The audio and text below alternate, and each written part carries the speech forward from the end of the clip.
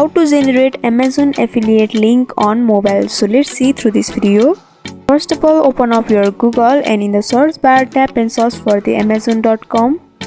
Tap on the link and open the Amazon in browser.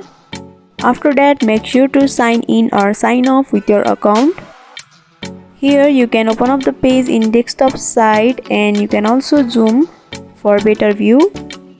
In the search bar you can search for the items that you want to, and after searching and selecting the items, tap on that, and in the upper part you can see the get link option with text.